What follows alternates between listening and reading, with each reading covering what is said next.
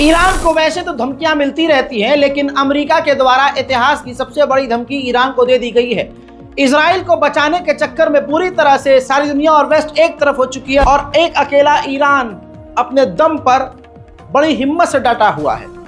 ऐसे में जब ईरान की तैयारियां लगातार अमेरिका ने देखी और धमकियों का कोई असर दूसरों का नहीं हुआ, तो अमेरिका खुद फ्रंट पर आ गया और अमेरिका ने बड़ा बयान दे दिया और बड़ी धमकी दे दी और कह दिया कि अगर आपने यानी ईरान ने इजराइल पर हमला किया तो आपको हम बर्बाद कर देंगे, आपको इतना बड़ा खामियाजा भुगतना पड़ेगा जो आपने सोचा ही नहीं होगा।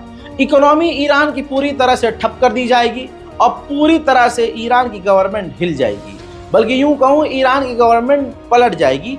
इस तरह की धमकी ईरान को पहली बार अमेरिका ने दे दी है। अब आपको बता दूं कि इजराइल और अमेरिका की इतनी हवासंट है कि बरतानिया और फ्रांस के विदेश मंत्री, ये देखिए ताज़ा तस्वीर दिखा रहा हूं, इजराइल पहुंचे हैं। इजराइल पहुंचे और इजराइल के फॉरेन मिनिस्टर से मुलाकात की। अब आप ये समझने की कोशिश कीजिए और ज़रा इस चीज़ पर आपकी तवज्जो चाहूँगा कि एक वाहिद ईरान के खिलाफ, एक अकेले ईरान के खिलाफ दुनिया की तमाम बड़ी ताकत कितनी मजबूती से एक साथ सामने आ गई है। यही कमी तो हम मुसलमानों की है और मुस्लिम देशों की, कि मुसलमान कभी एक नहीं होता, मुस्लिम देश कभी एक नहीं होते और दुश्मन हमारे एक हो जाते हैं। इजराइल ने बरतानिया और फ्रांस से कहा है कि जब ईरान हम पर हमला करेगा तो सिर्फ आप उन हमलों को मत रोकिए, बल्कि हमला रोकने के बाद जब हम ईरान पर पलटवार करेंगे तो आप भी यानी फ्रांस और बरतानिया मिलकर ईरान पर हमला करें। आप समझ सकते हैं ये कितनी बड़ी बात है। ऐसे हवा में बात में कभी नहीं बोलता। ईरान खुदा की कसम अकेला है इस पूरे इलाके में, पूरी दुनिया में। बस अल्लाह उसके साथ है और हमारी दुआएं उसके साथ है कि ये ईरान का दबदबा और भौकाल नहीं तो क्या है। बरतानिया, फ्रांस, जर्मनी, अमेरिका, इजराइल सब एक तरफ हो गए और ईरान पर पलटवार करने को कह रहे हैं कि भाई जब आप हमला करोगे तो हम आपके साथ होंगे। अब बताइए कौन कमजोर है और कौन ताकतवर, यहीं से पता चल रहा है। उधर सीरिया में भी इजराइल ने हवाई हमला कर दिया और वो लगातार कर रहा है। ऐसे में सीरिया में ईरान के IRGC के एक सीनियर कमांडर की इजराइल के हवाई हमलों में मौत हो गई है। उधर ईरान को धमकाने के लिए ये तस्वीर देखिए, इजराइल ने खतरनाक एयर ड्रिल की है। हवा में अपने फाइटर जेट को रिफ्यूल करते हुए, उसमें ईंधन भरते हुए प्रैक्टिस करके, एक्सरसाइज करके दिखाया है। कहा जा रहा है कि ईरान लगातार हमले की प्रिपरेशन कर रहा है, जिसके चलते हुए इजराइल ने ये करा है और अमेरिका ने सबसे बड़ी धमकी दी है। वहीं पाकिस्तान ने वर्बली ईरान का साथ देते हुए कहा है कि ईरान को सेल्फ डिफेंस का पूरा अधिकार है। चलिए कम से कम पाकिस्तान दूसरे मुस्लिम देशों तो ज्यादा बेहतर निकला, मुंह से साथ तो दे रहा है। बाकी अरब देश सारे के सारे अपने ही गधे के पिछवाड़े में घुस गए। अब अमेरिका के व्हाइट हाउस ने जो कहा है सुनिए, अमेरिका के व्हाइट हाउस ने कहा है कि हमें यकीन नहीं है कि ईरान पीछे हट गया है, बल्कि हमें ऐसा लगता है ईरान धोखे से कभी भी हमला कर सकता है। हालांकि कतर के अमीर ने, कतर की गवर्नमेंट ने ईरान से दो मरतबा बात की है, दो मरतबा, और जबरदस्त तरीके से ईरान पर प्रेशर बनाया हुआ है कि हमला ना करे। और रिपोर्ट ये आ रही है कि इसी वजह से, दबाव की वजह से ईरान ने अपने हमले को पोस्टपोन कर दिया है। लेकिन अमेरिका, इजराइल इस बात को नहीं मानते।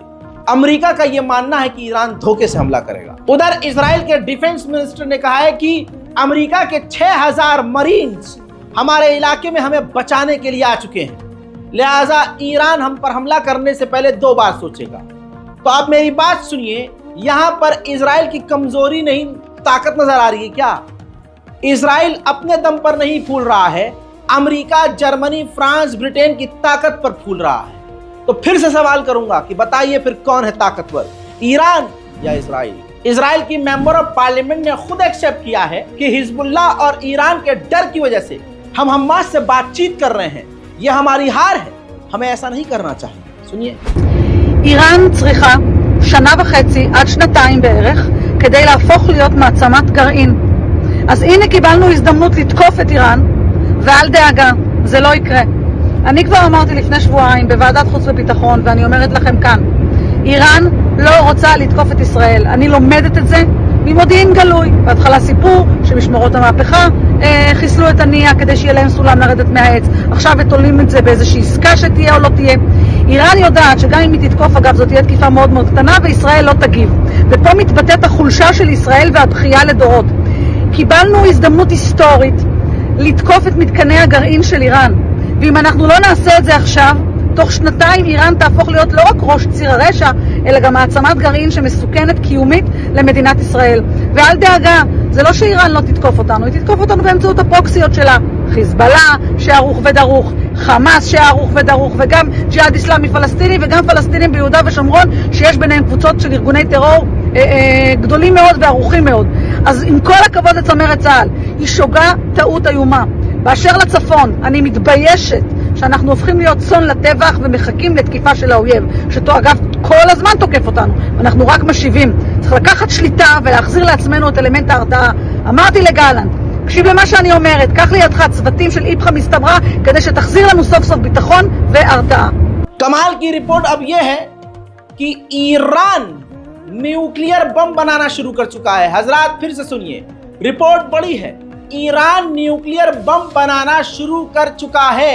इस रिपोर्ट ने इलाके को हिला दिया है। वहीं अमेरिका के डिफेंस मिनिस्टर ने इजराइल के डिफेंस मिनिस्टर से कुछ जानकारियां शेयर की है और ईरान की हरकतों पर और मूवमेंट पर जानकारियां शेयर करते हुए इलाके के हालात पर बातचीत की है।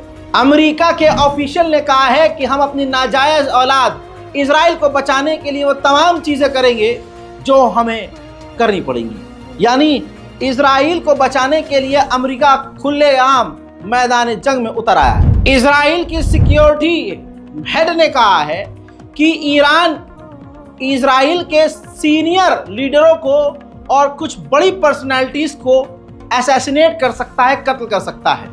खौफ इतना है कि उनकी सिक्योरिटी को 4 गुना ज्यादा बढ़ा दिया गया है। ये बात हकीकत है कि ईरान का ही ये खौफ है कि आज बातचीत करने के लिए और जंग बंदी के लिए बातचीत करने के लिए इजराइल तैयार हो गया है। मेरे दोस्तों, डर इतना, खुदा की कसम समझने की कोशिश कीजिए। मैं ईरान की तारीफ नहीं कर रहा हूं, बस मैं दिखा रहा हूं आपको कि दुश्मन कितना डरपोक। मूसाद और शिनबेट की जो टीम कतर पहुंची थी तो वो दोहा इंटरनेशनल एयरपोर्ट पर नहीं उतरी थी, वो किसी खुफिया हवाई अड्डे पर लैंड करती है टीम इजराइल की। सिक्योरिटी मूसाद और शिनबेट की टीम दूसरे जगह पर लैंड करती है और हाई प्रोफाइल, हाई लेवल की यूएई की मिलिट्री उनके साथ थी। कतर में लैंड किए वो और खुफिया जगह पर लैंड किए मूसाद और शिनबेट। साथ में कतर की सिक्योरिटी नहीं, यूएई की खतरनाक कमांडो के साथ सिक्योरिटी के साथ उतरे थे। यह है ईरान का खौफ। सुनिए, 17% मिडिल ईस्ट में अमेरिका ने अपने सैनिक बढ़ा दिए हैं। लगभग अमाउंट नंबर बताऊं तो 40,000 अमेरिकी सैनिक इस वक्त ईरान से इजराइल को बचाने के लिए मिडिल ईस्ट में तैनात हो चुके हैं। अब सोचिए, पूरी दुनिया ईरान को समझा रही है, बाबू भैया हमला मत करना, प्लीज हमला मत करना। जापान के विदेश मंत्री ने ईरान के विदेश मंत्री से 35 मिनट फोन पर बात की और 35 मिनट यही बात करी कि आप इजराइल पर हमला मत करिएगा। उधर रशिया ने तो मजा बांध दिया। ईरान को हथियार की जरूरत थी, रशिया दे नहीं रहा था। जैसे ही ये तनाव बढ़ा इजराइल के खिलाफ, रशिया ने बहानों से ही ईरान को हथियारों से लाद दिया। अब रशियन खतरनाक हेलीकॉप्टर MI-17 जल्द ही ईरान को मिलने वाला है। आजकल में रशिया के साथ मिलकर ईरान ने अपनी सैटेलाइट लॉन्च करी थी। अब ईरान ने चाइना से मदद मांगी है कि आप जो रॉकेट लॉन्च करेंगे उसमें हमारी सैटेलाइट आप इंस्टॉल कीजिए और सर्विलांस में हमारी मदद कीजिए। मेरे दोस्तों, इराक भी कोशिश कर रहा था और अमेरिका से कह रहा था कि हमारे इराक से अमेरिका की फौज निकल जाए, लेकिन अब इराक की गवर्नमेंट ने खुद ही इस डिमांड को रद्द कर दिया है क्योंकि मिडिल ईस्ट में तनाव बढ़ गया है। ईरान हमला करेगा, ये बिल्कुल निश्चित है, कंफर्म है, क्योंकि ईरान की गवर्नमेंट बिल्कुल बेकार हो जाती है जब ईरान के supreme leader Ayatollah Syed Ali खामनाई बोलते हैं। उन्होंने साफ तौर से कह दिया कि अगर इजराइल पर नरमी बरती तो खुदा का कहर होगा। इजराइल के साथ कोई कॉम्प्रोमाइज, कोई मुआहदा, कोई डील नहीं होगी, उसको जवाब दिया जाएगा। इजराइल के पूर्व प्रधानमंत्री बेनेट ने कहा कि ईरान को हमसे डरना चाहिए, क्योंकि ईरान को पता होना चाहिए कि जब वो हमला कर देंगे और उसके बाद जब हम ईरान पर हमला करेंगे तो उनका क्या होगा, ये ईरान को अच्छे से पता है। बहरहाल तनाव बिल्कुल बढ़ा हुआ है, गर्मा गर्मी का माहौल है। ईरान पीछे हटने को तैयार नहीं है। ईरान ने वाहिद एक शर्त रखी है कि हमास की तमाम शर्तों को मानो और गाजा पर हमले बंद करो। सिर्फ इस शर्त पर ही हमला बंद कर सकते हैं, बाकी ईरान पूरी तरह से तैनात है, मुस्तैद है। आपको क्या लगता है इस स्पेशल रिपोर्ट पर? अपनी राय कमेंट में जरूर लिखिएगा। दिन भर अपडेट देता हूं, रोज देता हूं अपडेट आपको। मेहरबानी करके हमारे चैनल को सब्सक्राइब कीजिए, इस रिपोर्ट को शेयर कीजिए और अपनी राय कमेंट में लिखना मत भूलिएगा। मैं हूं रजा और आप देख रहे थे रजाग्राफी। जय हिंद।